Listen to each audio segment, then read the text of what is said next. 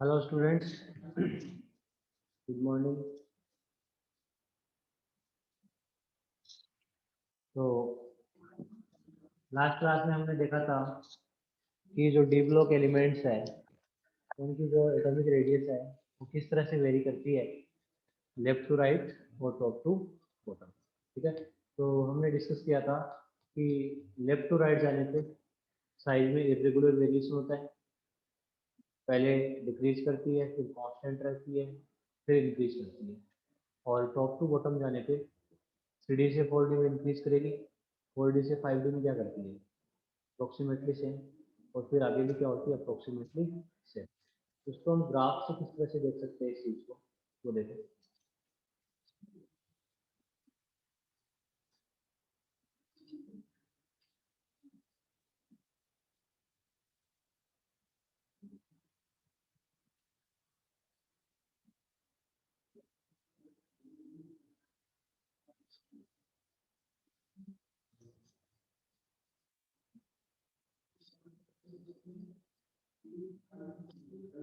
तो इस साइड में मेटल्स मेटल की जो साइज है उसको लेना हो, एटॉमिक रेडियस को, और यहाँ पे हम एटॉमिक नंबर को ले रहे हैं। एलिमेंट्स को, जैसे स्कैंडियम हो गया, टाइटेनियम हो गया, वेनेडियम हो गया, ठीक है, क्रोमियम हो गया। साउंड नहीं आ रही? हाँ आप बोलो, अभी आ रही है?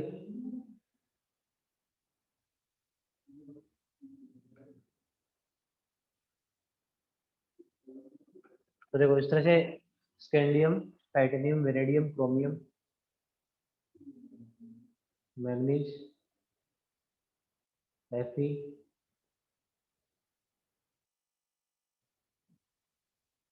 कोबाल्ट, इस तरह से, ठीक है। पहले मैं ग्राफ बना लेता हूँ, फिर हम इस चीज़ को देख लेते हैं, तो बाद में नोट कर लेंगे। जो ग्राफ्स है वो किस तरह से आते हैं यहाँ पे, 3D सीरीज का जो ग्राफ है कुछ इस तरह से आता है। पहले साइज क्या होती है, यहाँ पे मान लो कोई एलिमेंट है स्कैंडियम, इसकी साइज है, फिर साइज क्या करती है, डिक्रीज करती है, फिर साइज रहेगी अप्रोक्सीमेटली सेम, ठीक है, और फिर साइज हो जाती है इंक्रीज।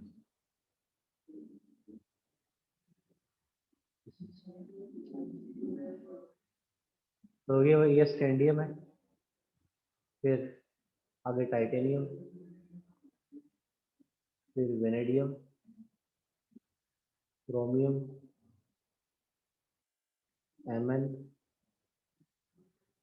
Fe, कोबाल्ट, निकल, कॉपर और जिंक, ठीक है। इस तरह से साइज का क्या रहता है, वेरिएशन रहता है, इरेगुलर वेरिएशन यहाँ पे रहता है। तो अब आप देख सकते हो, जैसे हम स्कैंडियम से Mn तक आए left to right, size decrease हो रही है, फिर अप्रोक्सीमेटली सेम हो रही है, फिर आगे क्या कर रही है, इंक्रीज कर रही है। तो ये 3D सीरीज के लिए हो गया basically, this is for 3D series. अब 4D सीरीज का जो ग्राफ है वो किस तरह से आएगा, 4D का ही वैसे ही ग्राफ आएगा।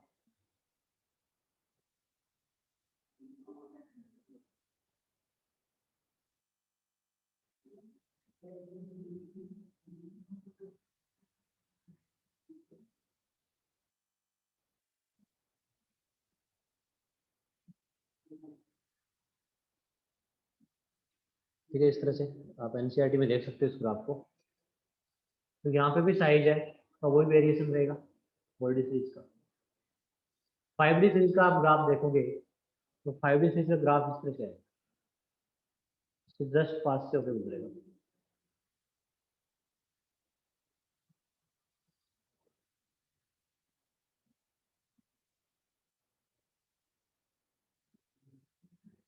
दिस इज फॉर 5D, ठीक है, थोड़ा सा।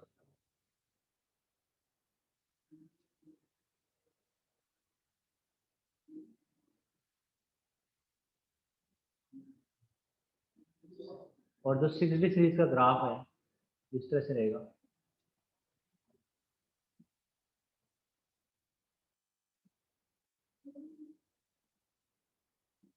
ठीक है। तो इस तरह से जो ग्राफ्स है वो हमारे एक्सपेरिमेंट डाटा से है। तो उसका क्या रीजन, मतलब ग्राफ्स है, आप लेफ्ट टू राइट तो वेरिएशन सब में सेम रहेगा, पर टॉप टू बॉटम की हम बात करें,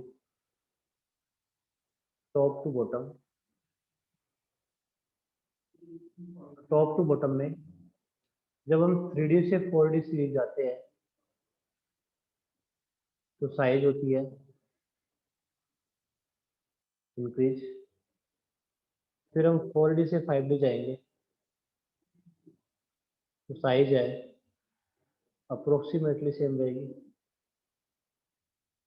अप्रोक्सीमेटली सेम रहेगी, और फिर अगेन 5D से 6D भी यही रहने वाला है 6, ठीक है। इसीलिए देखो 3D और 4D के बीच में तो गैप काफी ज्यादा है ना, यहाँ पे देखो लार्ज डिफरेंस, तो क्या है यहाँ पे लार्ज डिफरेंस है,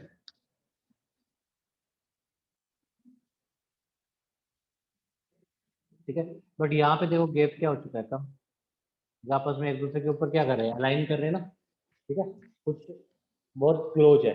इसका मतलब साइज क्या है, अप्रोक्सीमेटली क्या है, सेम है। तो ये लेंथेनॉइड कॉन्ट्रेक्शन का क्या है, इफेक्ट है। ये लेंथेनॉइड कॉन्ट्रेक्शन का क्या होता है, इफेक्ट होता है। बट मैंने आपको ये भी बताया था कि स्कैंडियम के नीचे आता है गिटरियम, गिटरियम के नीचे आता है लेंथेनम, लेंथेनम के नीचे आता है एक्टिनियम। तो इनमें कॉन्ट्रेक्शन काम नहीं करते, ठीक है। हाँ, लेंथेनॉइड कॉन्ट्रेक्शन है वो लेंथेनम के बाद स्टार्ट होगा हाफनियम से। एक्टिनोइड कॉन्ट्रेक्शन है वो रदरफोर्डियम से स्टार्ट होगा, ठीक है। तो ये जो स्कैंडियम की जो रेडियस है, ठीक है, और गिट्रियम की रेडियस है, और इनकी रेडियस में क्या रहेगा, गैप रहेगा यहाँ पे, कुल मिला के बात इसलिए, ठीक है। थोड़ा मैंने सही से दिखाया नहीं है, ठीक है। यहाँ पे क्या रहेगा, गैप रहेगा। बट लेंथेनम और एक्टिनियम के बाद क्या करेगा, लेंथेनॉइड कॉन्ट्रेक्शन यहाँ पे काम करेगा। तो इस तरह से हम इस चीज़ को समझ सकते हैं, है ना। कोई डाउट है इसमें, बोलो, एटॉमिक रेडियस के पैटर्न में।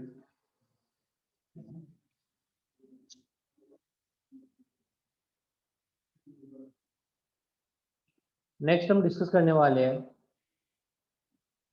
Next we will discuss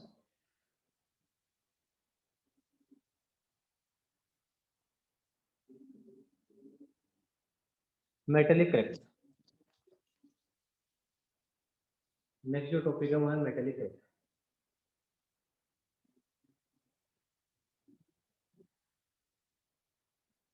metallic character,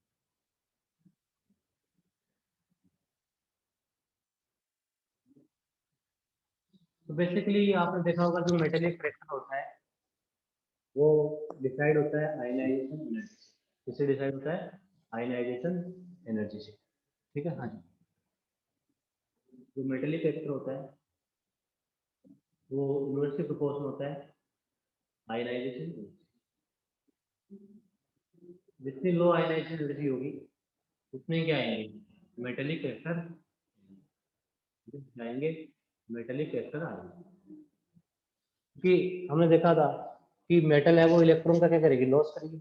metal electron का क्या करती है, लॉस। और नॉन मेटल क्या करती है, जनरली गेन करती है इजीली। तो लॉस कब जल्दी करेगी, जब आयनाइजेशन एनर्जी की वैल्यू क्या हो, कम, ठीक है। जब आयनाइजेशन एनर्जी की जो वैल्यू है वो क्या हो, कम, ठीक है।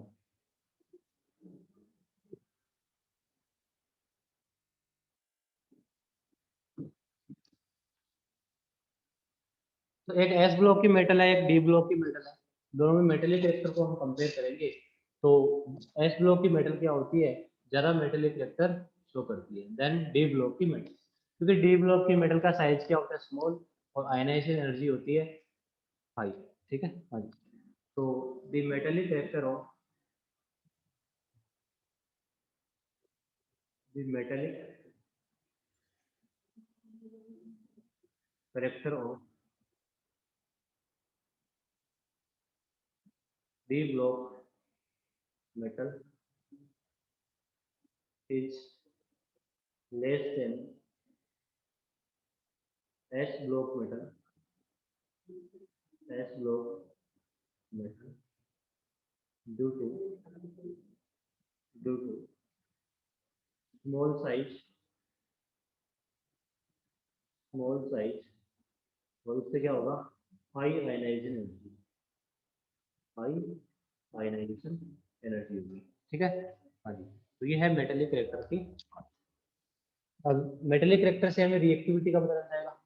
तो रिएक्टिविटी किसकी ज्यादा होगी, जिसमें मेटेलिक करेक्टर क्या होंगे, ज्यादा। तो डी ब्लॉक की मेटल होती है वो लेस रिएक्टिव होती है than S block metal. D block elements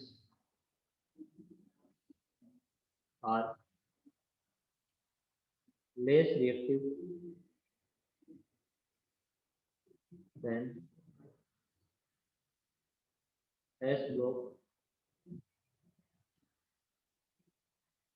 elements. D block elements are less reactive than S block elements. अब बात करते हैं हम मेल्टिंग पॉइंट और बॉइलिंग पॉइंट के बारे में, ठीक है। मेल्टिंग पॉइंट और बॉइलिंग पॉइंट की बात करें यहाँ पे, MP एंड BP। एमपी और जो बीपी होते हैं वो डिपेंड करते हैं इंटरमोलिकुलर फोर्स। किस पे डिपेंड करते हैं? Depends on intermolecular force.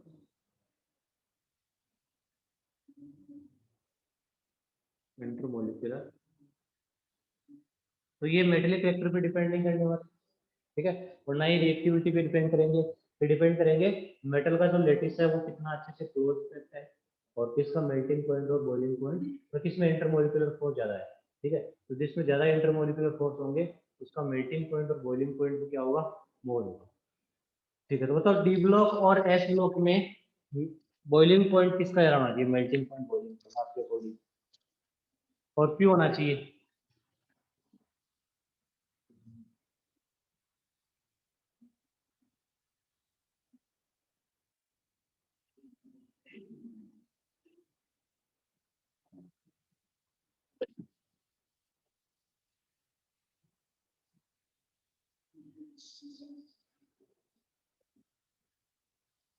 हाँ, तो डी ब्लॉक एलिमेंट्स का melting point, boiling point S block element से हाई होता है, बिकॉज एक तो साइज छोटा होता है, ये तो ठीक है, कोई बात नहीं। लेटिस है वो क्लोजली पैक्ड है, वो डी ब्लॉक एलिमेंट्स का होगा, तो बिल्कुल सही है, ठीक है।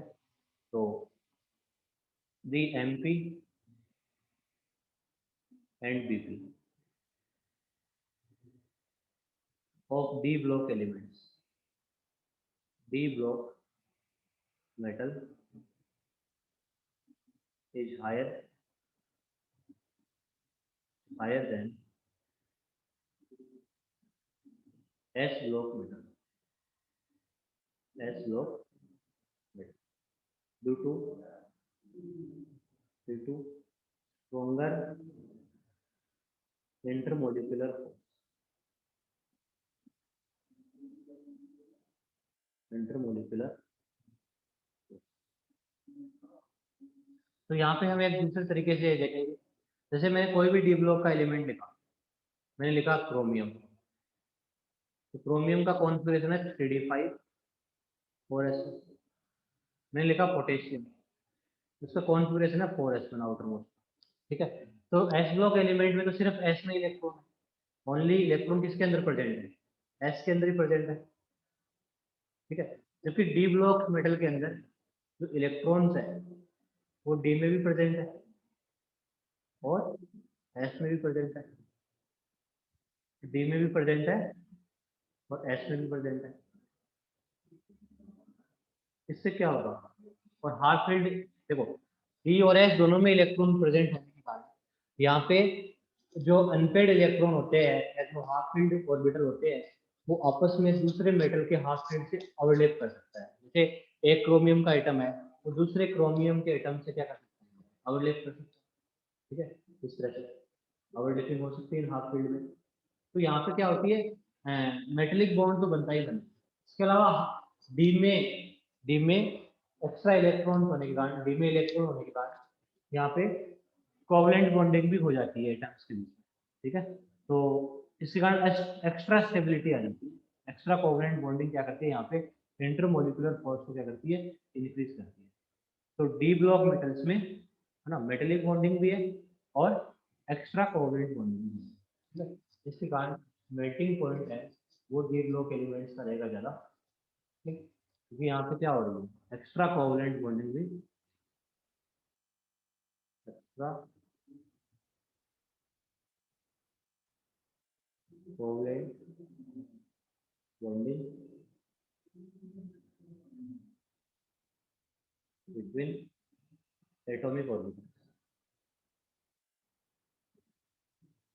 और एक हम ऐसे भी देख सकते हैं, डी ब्लॉक का साइज होता है छोटा, स्मॉल साइज है तो पैकिंग क्या होगी? ज़्यादा अच्छी होगी।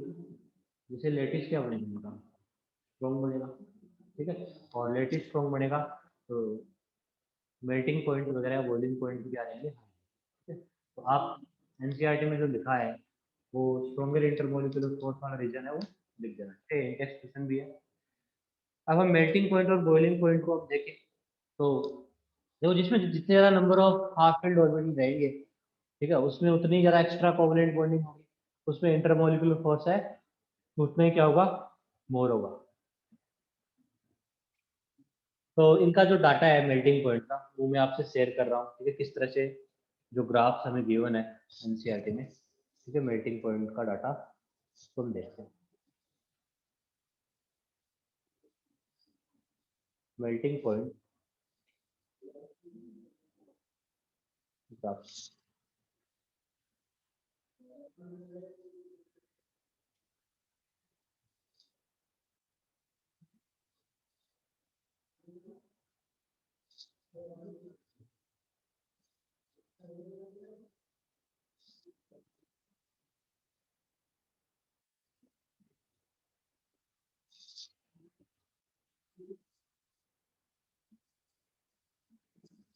तो इधर मेल्टिंग पॉइंट लिया गया है,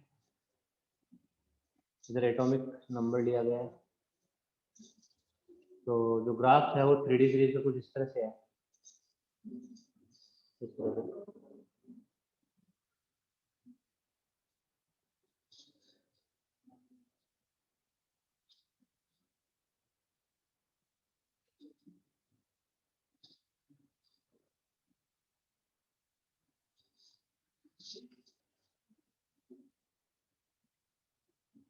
इस ग्राफ है, ये 3D सीरीज है। तो यहाँ पे कैंडियम है, ठीक है, टाइटेनियम है, वेनेडियम है, क्रोमियम है, ये यहाँ मैंगनीज का दिया हुआ है।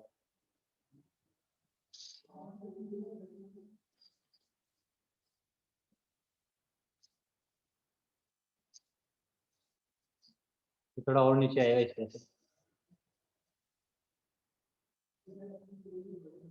ऐसा कुछ है। तो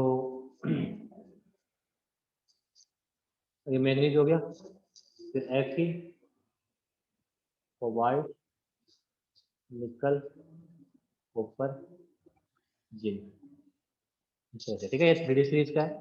फिर 4D सीरीज का ग्राफ है वो किस तरह से है, वो भी वैसे सेम पैटर्न को फॉलो कर रहा है।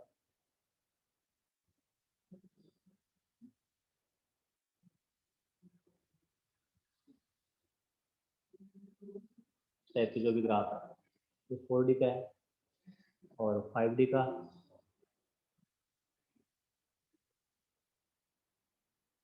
इस तरह से आपको ग्राफ है वो गिवन है। तो यहाँ पे मोलिब्डेनम है, यहाँ पे टंगस्टन है, ठीक है, और इधर टेक्नीशियम, इधर रहेनियम, यहाँ पे हो गया आपका कैडमियम, यहाँ मरकरी वगैरह आ जाएगा जो भी है, ठीक है। तो मरकरी का तो ऐसे बहुत ही नीचे चला जाएगा, वो भी है ना, मरकरी का तो इस जिंक से भी नीचे चला जाएगा ग्राफ, और भी नीचे आएगा यहाँ पे, ये बहुत नीचे आएगा। तो कुल मिला के यहाँ देखो क्वेश्चन कैसे पूछे जा सकते हैं कि सबसे मैक्सिमम मेल्टिंग पॉइंट किसका है 3D सीरीज, 3D सीरीज में maximum melting point,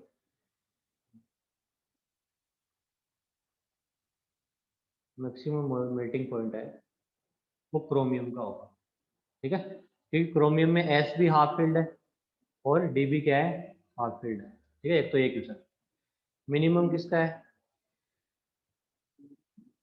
minimum zinc का रहेगा, ये तो 3D की बात है। फिर हम 4D सीरीज की बात करें, 4D सीरीज में मैक्सिमम किसका रहेगा,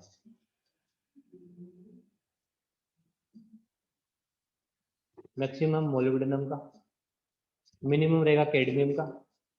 5D सीरीज की बात करें तो यहाँ जो मैक्सिमम है वो किसका है, टंगस्टन का। तो टंगस्टन का हाईएस्ट है, सबसे जो हाईएस्ट मेल्टिंग पॉइंट होता है वो टंगस्टन का ही। अब मैंगनीज का मेल्टिंग पॉइंट नीचे कैसे आ गया, ठीक है, और मैंगनीज का तो इतना नीचे नहीं आना चाहिए था, क्रोमियम के आसपास रहना चाहिए था, ठीक है। तो वो एक्चुअली में है ना, मैंगनीज में क्या होती है, लूज पैकिंग होती है, ठीक है, एक्सेप्शनली ये लो आ जाता है, लूज पैकिंग की वजह से एक्सेप्शनली लो है,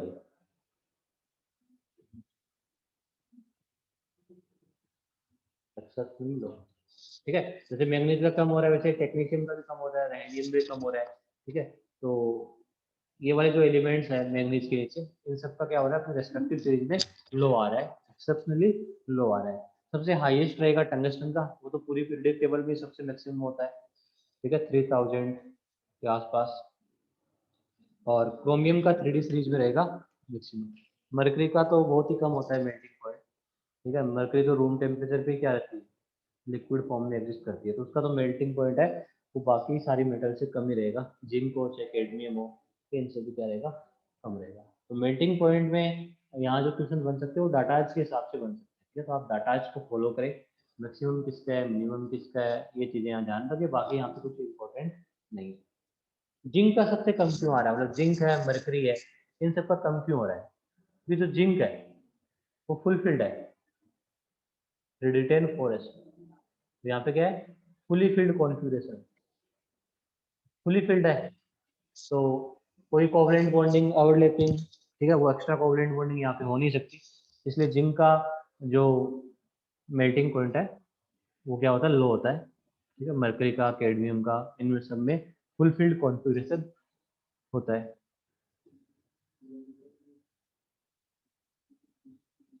चलो, मेल्टिंग पॉइंट के बाद जो हमारा नेक्स्ट टर्म है वो है enthalpy of atomization, enthalpy of atomisation,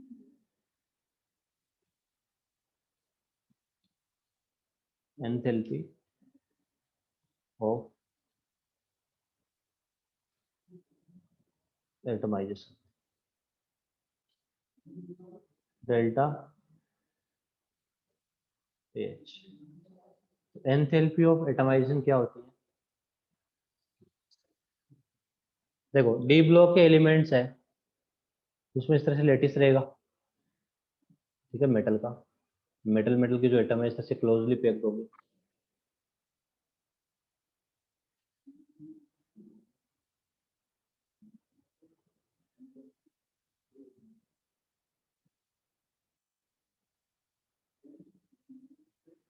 तो यहाँ पे मेटेलिक बॉन्डिंग होगी इनके बीच में, इंटरमोलिकुलर फोर्स रहेंगे, ठीक है, सॉलिड स्टेट में। ये क्या है, मेटल सॉलिड है, ठीक है। और this is the metal lettuce,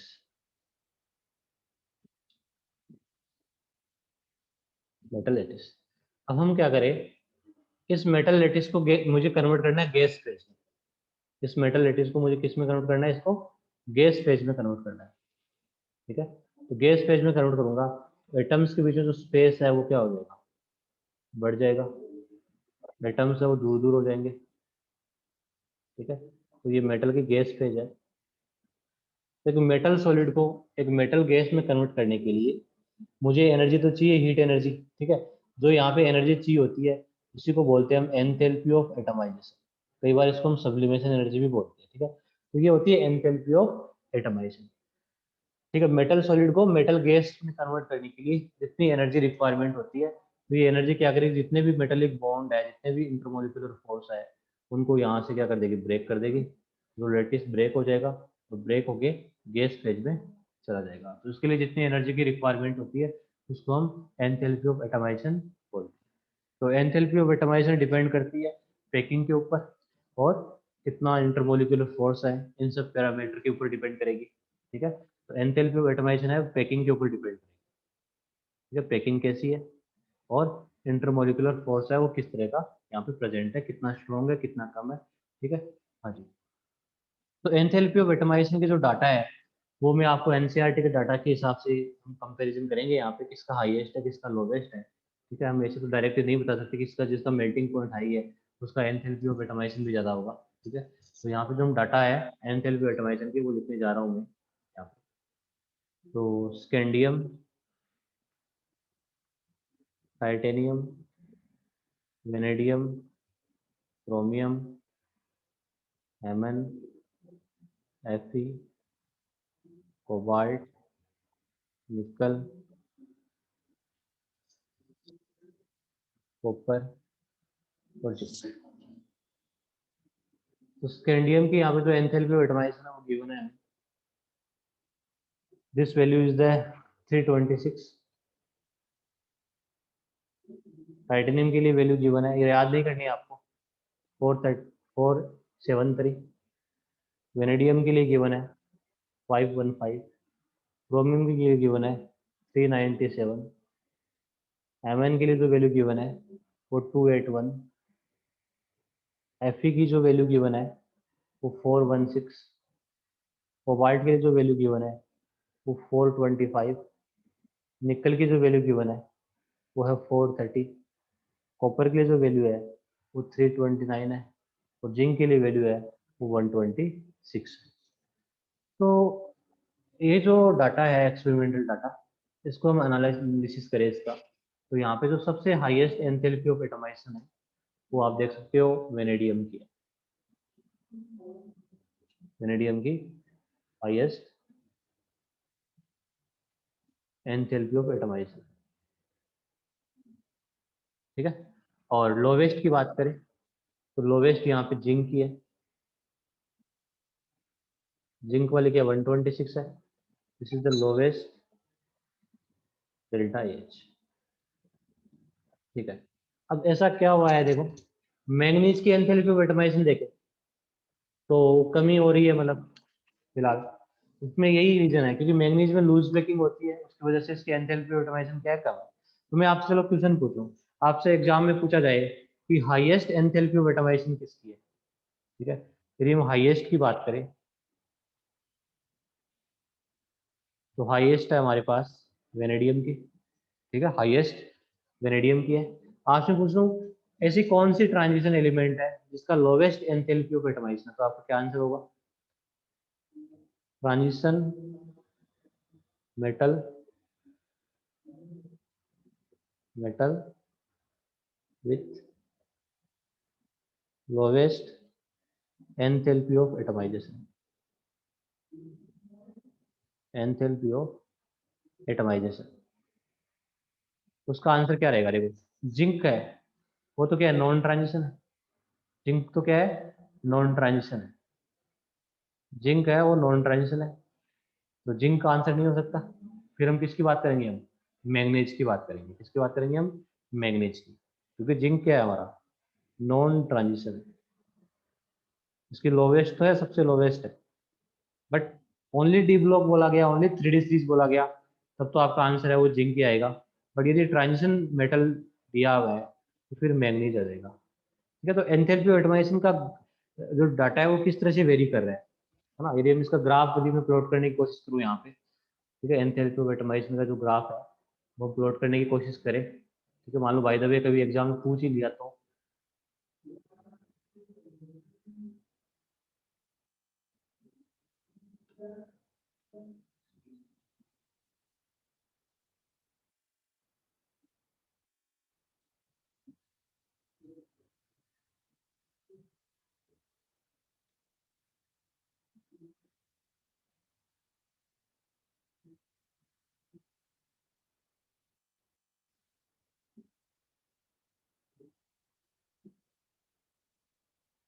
इधर डेल्टा ए एच है, इधर एलिमेंट्स है, तो स्कैंडियम है 326, स्कैंडियम है 326, 326 स्कैंडियम। फिर टाइटेनियम का बढ़ रहा है, वेनेडियम का चला गया मैक्सिमम, मैक्सिमम चला गया। फिर क्रोमियम का कम हुआ इससे, फिर मैंगनीज का और कम हुआ, ठीक है, इससे भी कम हो जाएगा, 326 से भी कम हो जाएगा। फिर आपका वैल्यू है वो बढ़ रही है, क्या हो रही है? बढ़ रही है, बिल्कुल बढ़ रही है, स्टेडली बढ़ रही है। फिर कॉपर का कम हो गया थोड़ा सा, ठीक है, फिर जिंक का और कम हो गया, तो इस तरह से ग्राफ आ रहा है, स्कैंडियम, टाइटेनियम, वेनेडियम, ठीक है, क्रोमियम, Mn, फिर Fe,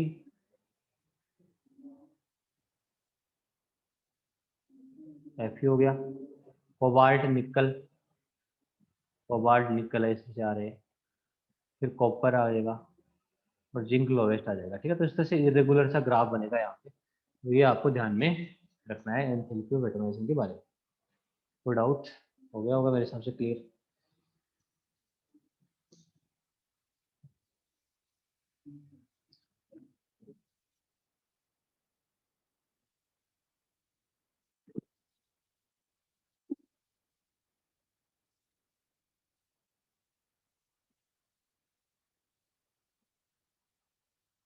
नेक्स्ट हम बात करते हैं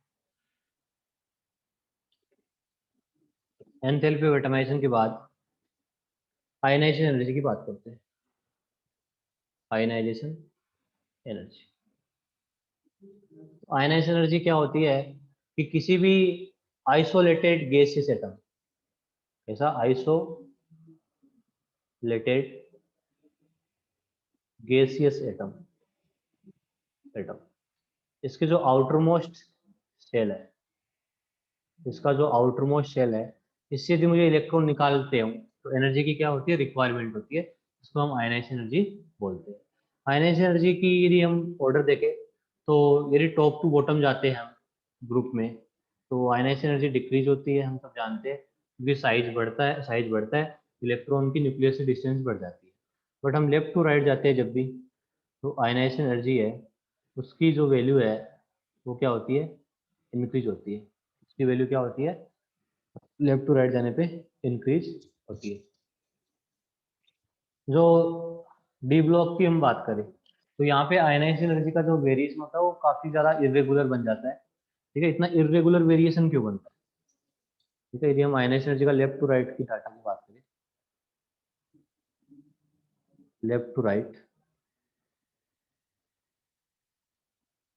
लेफ्ट टू राइट जाने पे एक तो साइज है उसमें वेरिएशन हो रहा है। ठीक है, इसके अलावा हम इलेक्ट्रॉनिक कॉन्फ़िगरेशन को देखें, है ना, तो इलेक्ट्रॉनिक कॉन्फ़िगरेशन जैसे क्रोमियम का आ रहा है 3d5 आ रहा है, तो ये हाफ फील्ड बन रहा है, हाफ फील्ड है। फिर जिंक का क्या आ रहा है, 3d10 है, तो ये फुल फील्ड है। तो यदि फर्स्ट आयनाइजेशन एनर्जी के आप ऑर्डर को देखो एनसीईआरटी का, तो काफी ज्यादा सा इरेगुलर सा है, बट हाईएस्ट किसकी है, हाईएस्ट आयनाइजेशन एनर्जी है फर्स्ट आयनाइजेशन एनर्जी की हम बात करें तो हाईएस्ट फर्स्ट आयनाइजेशन एनर्जी वो जिंक की होगी, हाईएस्ट आई वन है वो जिंक की है। ऐसा क्यों, क्योंकि जिंक का आपने जो कॉन्फ़िगरेशन है वो 3d10 4s2 है।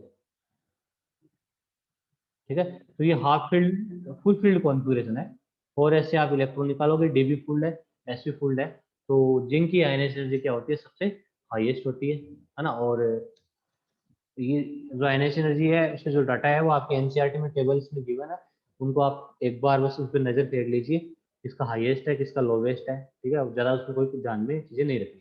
सेकेंड आयनाइजेशन एनर्जी को आप देखोगे तो एक इलेक्ट्रॉन रिमूव करके देखना है जब भी हम सेकेंड आयनाइजेशन एनर्जी की बात करते हैं। ठीक है, जैसे क्रोमियम है, मान लो क्रोमियम का कॉन्फ़िगरेशन है 3d5 4s1। ठीक है, और इसकी फर्स्ट आयनाइजेशन एनर्जी देखें तो एस ऑर्बिटल है, एस ऑर्बिटल तो हाफ फील्ड है, तो उसका कोई ज्यादा चक्कर नहीं रहता, एस ऑर्बिटल हाफ फील्ड हो ज्यादा फर्क नहीं पड़ता, फुल फील्ड है तो फिर भी दिखता है। फर्स्ट एनर्जी देखे और सेकंड देखे, तो सेकंड वाली हाईएस्ट होनी है, क्योंकि आप हाफ फील्ड 3d5 से निकालोगे इलेक्ट्रॉन। ठीक है, तो जिंक की सेकंड एनर्जी क्या होगी, ज्यादा होगी। अब क्रोमियम और एमएन को हम कंपेयर करें, तो जो एमएन है वो 3d5 4s2 है, तो एमएन की जो फर्स्ट आयनाइजेशन एनर्जी है, फर्स्ट वाली, वो तो ज्यादा ही होगी क्योंकि फुल फील्ड है ना। फर्स्ट आयनाइजेशन एनर्जी है वो एमएन की ज्यादा होगी क्रोमियम से। और सेकंड की हम बात करें, सेकंड वाले में ये तो हो जाएगा 3d5 और ये हो जाएगा 4s1। तो सेकंड की बात करें तो क्रोमियम की ज्यादा होगी किससे, एमएन से।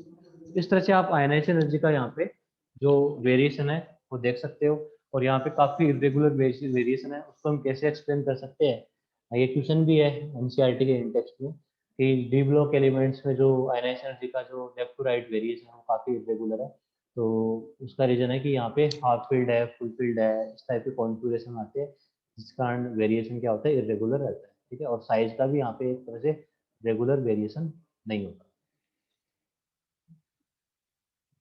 आयनाइज एनर्जी हम एस ब्लॉक और डी ब्लॉक की हम बात करें तो डी ब्लॉक की आयनाइज एनर्जी क्या होती है, एस ब्लॉक से मोर होती है, ठीक है।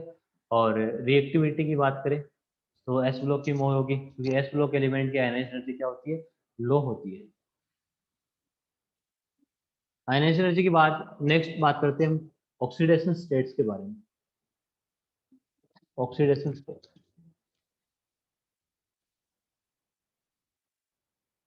Oxidation state.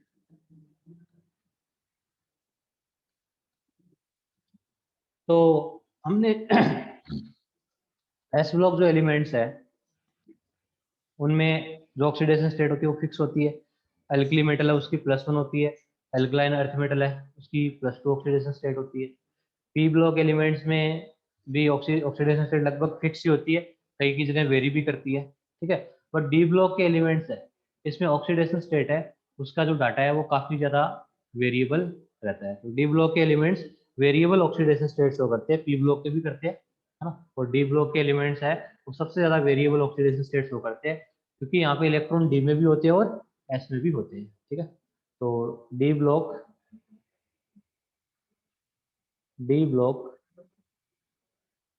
Element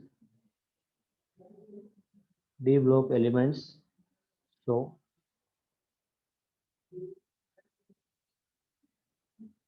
variable oxidation state, variable oxidation state due to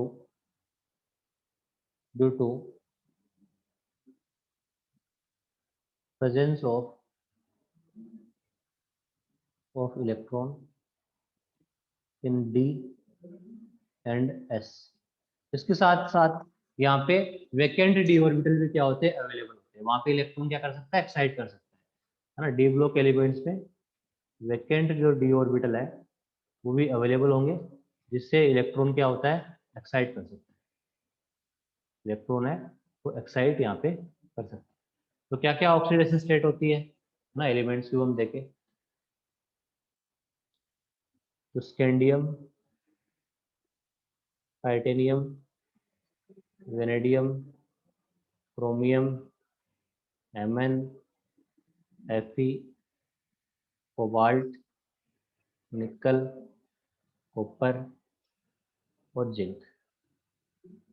तो कईयों की ऑक्सीडेशन स्टेट तो आपको ऑलरेडी पता होगी, आप पहले से भी जानते हो, ठीक है। जो जिंक है, जिंक की सिर्फ +2 ही होती है। कितनी होती है, +2 होती है, ठीक है जी। कॉपर की देखें तो कॉपर है वो +1 भी शो करता है और +2 भी शो करता है, +1 भी शो करता है और +2 भी शो करता है। बट ज्यादा स्टेबल ऑक्सीडेशन स्टेट है वो कॉपर की +2 होती है। उसका रीजन भी आपको बताएंगे, ठीक है। हाँ जी। इसके अलावा आप स्कैंडियम की बात करें तो स्कैंडियम एक ऐसा ट्रांजिशन एलिमेंट है जो ओनली एक ही ऑक्सीडेशन स्टेट शो करेगा, +3। यहाँ पे 3 इलेक्ट्रॉन होते हैं, 2s में और एक 3d में, तीनों बाहर निकल जाते हैं। टाइटेनियम की हम बात करें तो ये वेरिएबल ऑक्सीडेशन स्टेट शो करेगा, +2 भी शो करता है, कई बार +3 भी आ जाती है। और सबसे स्टेबल इसकी +4 रहती है। स्टेबल को मैं रेड कलर से दिखा रहा हूँ। वेनेडियम की बात करें हम तो इसकी भी वैसे ही +2, बढ़ा दो एक एक एक एक एक एक बढ़ा दो, सबसे स्टेबल है वो +5 रहेगी। क्रोमियम के बारे में हम बात करें तो क्रोमियम की +2 भी होती है समटाइम, बहुत ही रेयर। +3 इसकी स्टेबल होती है क्रोमियम। कई बार क्रोमियम है वो +4, +5 भी, और +6 सबसे स्टेबल होती है। +6 है और +3 सबसे स्टेबल होती है। स्टेबल वाली हम रेड कलर से शो कर रहे हैं, है ना, जो आपको ज्यादातर कंपाउंड्स में देखने को मिलती है। मैंगनीज है वो बहुत ज्यादा हाईएस्ट ऑक्सीडेशन स्टेट शो करता है। मैंगनीज की जो सबसे स्टेबल ऑक्सीडेशन स्टेट होती है वो +2 होती है, एक तो एक यहाँ पे +7 होती है। इसके अलावा यहाँ पे वेरिएबल में हम देखें तो +3 भी है, +4 भी है, +5 भी है, +6 भी है, ठीक है। तो आप देखो ऑक्सीडेशन स्टेट बढ़ रही है ना, यहाँ से यहाँ तक 3 से क्या हुई 4, 4 से फिर 5, 5 से 6 फिर 7, है ना। तो ये मैक्सिमम ऑक्सीडेशन स्टेट शो करता है और हाईएस्ट शो करता है। मैंगनीज क्या करता है, हाईएस्ट है और मैक्सिमम ऑक्सीडेशन स्टेट शो करता है, हाईएस्ट। फिर धीरे धीरे ऑक्सीडेशन स्टेट है वो कम हो जाती है। आयरन की हम बात करें तो आयरन के बारे में आपने पहले भी पढ़ रखा है। आयरन की जो स्टेबल होती है या तो +2 होती है या +3 होती है, +2 +3। और समटाइम आयरन है वो +4 और +6 भी कई कंपाउंड में आपको देखने को मिल सकता है, बहुत रेयरली। ठीक है। कोबाल्ट की हम बात करें, कोबाल्ट की +2 होती है और +3 होती है। ठीक है, आयरन की और कोबाल्ट की सेम सी रहती है। और इसके अलावा कोबाल्ट +4 शो करता है। निकल की हम बात करें, निकल की +2 स्टेबल होती है।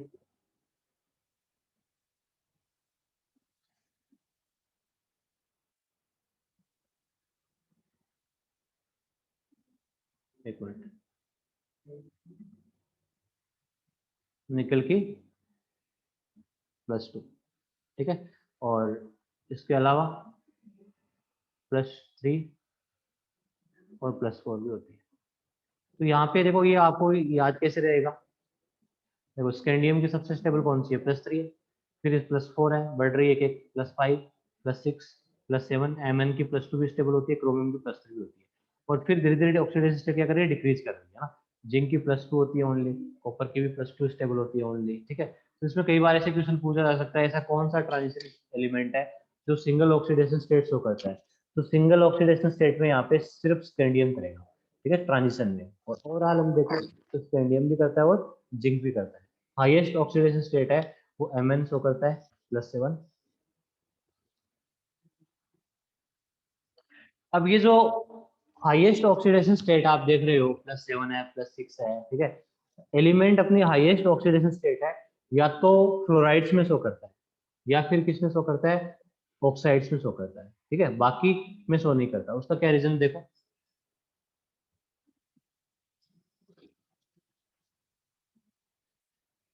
दी higher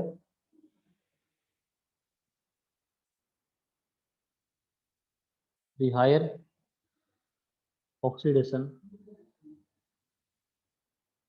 the higher oxidation state of state of state of transition metals transition metals are found only in fluorides fluorides and oxides। ऐसा क्यों, जैसे एग्जांपल KMnO4। तो KMnO4 क्या है, Mn का क्या है, ऑक्साइड है। ठीक है, +7 ऑक्सीडेशन स्टेट है। K2Cr2O7 +6 है। ठीक है। हाँ, और कोई आप फ्लोराइड देख सकते हो। ठीक है, हाँ जी, उसमें हाईएस्ट ऑक्सीडेशन स्टेट मिलेगी आपको। तो इसका रीजन ये होता है, देखो ड्यू टू, का रीजन क्या होगा,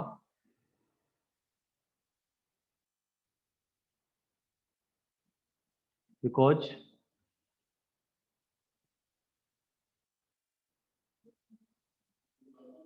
बिकॉज जो इलेक्ट्रोनेगेटिविटी है वो फ्लोरीन की और ऑक्सीजन की क्या होती है, हाई होती है। ठीक है, फ्लोरीन और ऑक्सीजन की इलेक्ट्रोनेगेटिविटी क्या होती है, सबसे हाई होती है। तो इसके कारण जो एलिमेंट है वो इलेक्ट्रॉन का जो लॉस है वो इजीली कर देता है। ठीक है, मेटल। ठीक है। और फर्स्ट रीजन तो आप ये लिखोगे, because high electronegativity of oxygen and fluorine, जिससे मेटल लॉस इलेक्ट्रॉन इजीली। दूसरा रीजन ये है कि जो ऑक्सीजन होता है ये multiple P pi D pi bond बना सकता है। ठीक है, oxygen oxygen has ability to form multiple P pi D pi bonds. कैसे देखो, जैसे MnO4 नेगेटिव है ना, कि MnO4 में MnO4 नेगेटिव, इसकी जो स्ट्रक्चर है वो इस तरह से होती है, Mn double bond O, double bond O, double bond O, वो नेगेटिव। तो यहाँ पे देखो, ये एक तो सिग्मा बॉन्ड है यहाँ पे, तो दूसरा वाला बॉन्ड है ये क्या है, ऑक्सीजन का तो कौन सा ऑर्बिटल है, p ऑर्बिटल, तो p पाई, Mn का कौन सा है, d ऑर्बिटल। तो ये सारे क्या है, p पाई d पाई बॉन्ड है, जो भी पाई बॉन्ड है यहाँ पे उनकी नेचर क्या रहेगी, p पाई d पाई बॉन्ड रहेगी, ठीक है। तो जिसके कारण क्या होगा, कंट्रीब्यूशन भी ज्यादा आएगा, ठीक है। तो ये जो ऑक्सीजन है इसका कंट्रीब्यूशन है -1, ये डबल बॉन्डेड वाले उनका कितना है कंट्रीब्यूशन है, -2 ठीक है। तो Mn पे चार्ज कितना आएगा, +7 आएगा, ठीक है। वैसे ही दूसरा आयन एक और होता है, डाइक्रोमेट वगैरह है, ठीक है, डाइक्रोमेट Cr2O7 2 नेगेटिव। तो इसकी स्ट्रक्चर कैसी होती है, फिलहाल तो हम इस चैप्टर में पढ़ेंगे इसकी स्ट्रक्चर। यहाँ पे 7 ऑक्सीजन है, ऑड ऑक्सीजन आगे, एक ऑक्सीजन दोनों क्रोमियम के बीच में आएगा, CrO, Cr, O नेगेटिव आ जाएगा दोनों में, double bond O, double bond O, double bond O, double bond O, ठीक है। तो यहाँ पे भी देखो p पाई d पाई बॉन्ड बन रहे हैं 4। तो कंट्रीब्यूशन की हम बात करें तो इसका -2 है, -2 है, इसका -1 है, इसका इधर -1 आएगा, इधर -1 आएगा, तो इस पे भी +6 आएगा, इस पे भी क्या आएगा, +6 आएगा, ठीक है। तो ये क्वेश्चन भी है इंटेक्स क्वेश्चन, उसको आप सोल्व करना, ठीक है। कि जो हाईएस्ट ऑक्सीडेशन स्टेट है वो या तो ऑक्साइड्स में मिलती है या फ्लोराइड्स में मिलती है, ठीक है। उसका रीजन है कि ऑक्सीजन और फ्लोरीन की जो इलेक्ट्रोनेगेटिविटी है वो हाई होती है, और ऑक्सीजन होती है उसमें एबिलिटी होती है p पाई d पाई बॉन्ड बनाने की, ठीक है। तो इलेक्ट्रॉन्स है वो इजीली लॉस हो जाते हैं, ठीक है, ऑक्सीजन और फ्लोरीन के compounds.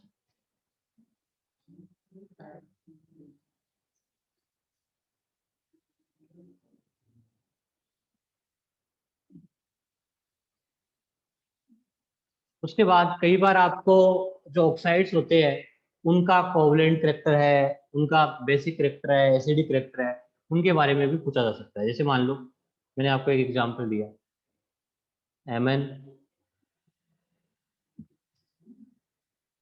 Mn, Mn, Mn2O3, MnO2, Mn2O7, तो ये मैंगनीज के ऑक्साइड्स है। अब हमें पूछा है एसिडिक करेक्टर का ऑर्डर, ठीक है। तो वो कैसे डिटरमाइन करेंगे, हमें पता है कि मेटल के जो ऑक्साइड होते हैं, मेटल के जो भी ऑक्साइड होते हैं वो इन जनरल कैसे होते हैं, बेसिक नेचर के होते हैं। मेटल की जो ऑक्साइड की जो नेचर होती है वो इन जनरल क्या होती है, बेसिक होती है।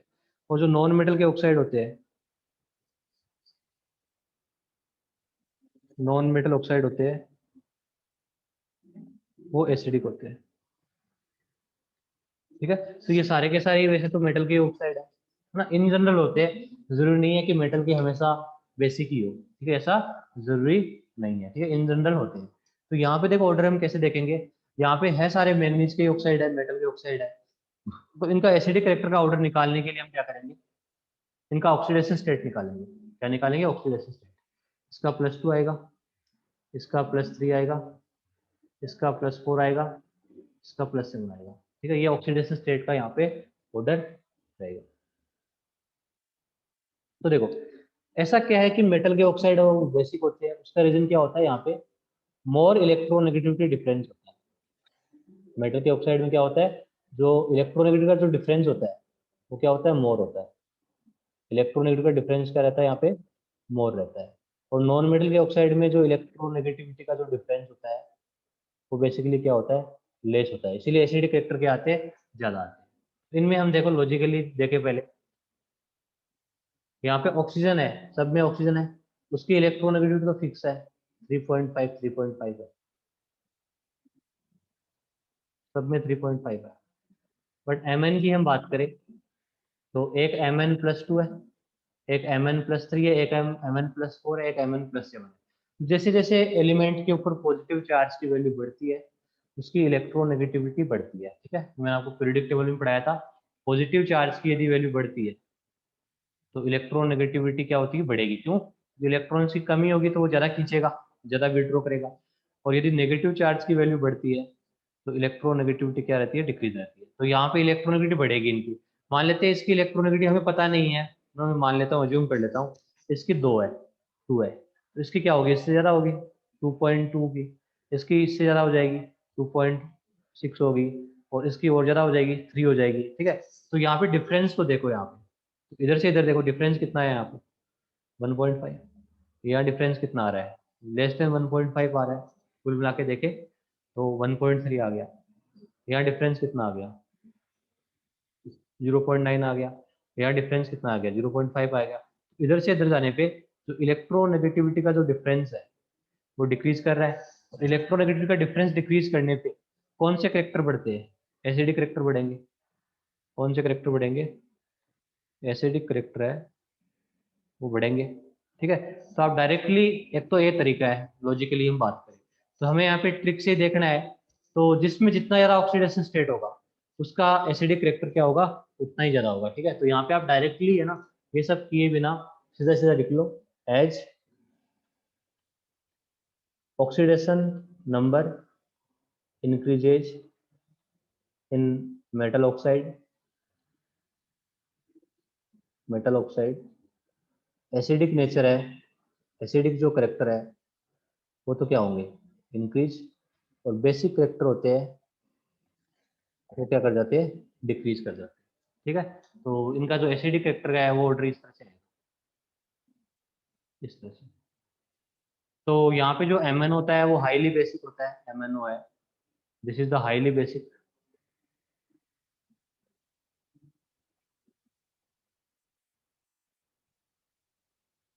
ठीक है, और MnO2 है वो प्रीडोमिनेंटली एसिडिक होता है, दिस इज द प्रीडोमिनेंटली, इसमें एसिडिक करेक्टर है वो बेसिक से ज़्यादा डोमिनेट करते हैं। ठीक है, इसको कौन सी नेचर में मानते हैं, एसिडिक नेचर में मानते हैं। और जो MnO2 होता है वो एम्फोटेरिक होता है। MnO2 कैसा होता है, एम्फोटेरिक, एम्फोटेरिक। ठीक है, इस तरह से हम देखते हैं इस चीज को। फिर आपको यदि कोवलेंट करेक्टर का भी ऑर्डर देखना होगा, यदि कोवलेंट करेक्टर का, तो कोवलेंट करेक्टर हम फजान्स रूल से देखते हैं। जो कोवलेंट करेक्टर है वो हम फजान्स रूल से देखेंगे। कोवलेंट करेक्टर कब ज्यादा होंगे, जब पोलराइजेशन ज्यादा होगा। कोवलेंट करेक्टर है वो पोलराइजेशन के क्या होता है, डायरेक्टली प्रोपोर्शनल होता है। और पोलराइजेशन कब ज्यादा होता है, जब साइज ऑफ एनाइन तो बड़ी, साइज ऑफ एनाइन के तो क्या होता है, डायरेक्टली प्रोपोर्शनल पोलराइजेशन। और साइज ऑफ केटाइन के क्या होता है, इनवर्सली प्रोपोर्शनल होता है।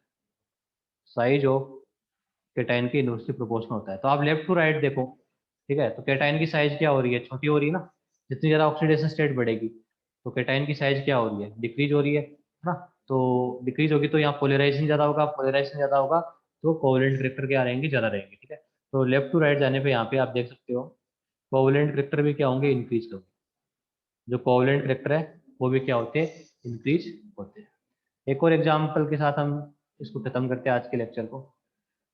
दूसरा एग्जाम्पल मैं आपको देता हूँ, CrO, Cr2O3, CrO3, ये क्रोमियम के ऑक्साइड है। यहाँ पे ऑक्सीडेशन नंबर +2 है, यहाँ +3 है, यहाँ +6 है। ठीक है, तो यदि इनमें एसिडिक करेक्टर का नेचर देखें तो इधर से इधर जाने पे क्या होगा, एसिडिक करेक्टर बढ़ेगा। तो एसिडिक करेक्टर है वो बढ़ेगा।